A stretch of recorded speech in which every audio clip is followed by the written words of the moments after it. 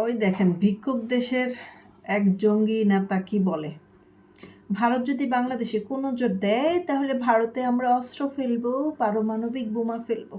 কত স্বপ্ন। সিঁদুর অপারেশন দেখো তাদের শিক্ষা হয়নি।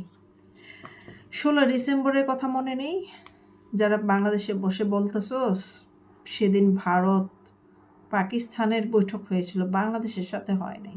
যদি সেটা সত্যি হয় তাহলে ভারতের কাছে মুচলেখা দিয়ে তো বাংলাদেশ থেকে নাকে খত দিয়ে চলে গেছিলি।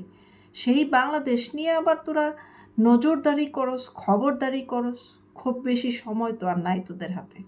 মাত্র 15 মাস খেলা দেখাইছিল, তো এই 15 মাস ধরে দেখাচ্ছিস। তোদের জীবনের পুরো যুগই পার হয়ে যাবে এখন বাংলাদেশের প্রতি কুনজর দেওয়ার কারণে। তোদের জীবনের কি হয় সেটা দেখ, পাকিস্তান থাকে কিনা। ভিক্ষা করার অপরাধে প্রতি বছর তোদেরকে জেল খাটতে হয়। বাংলাদেশ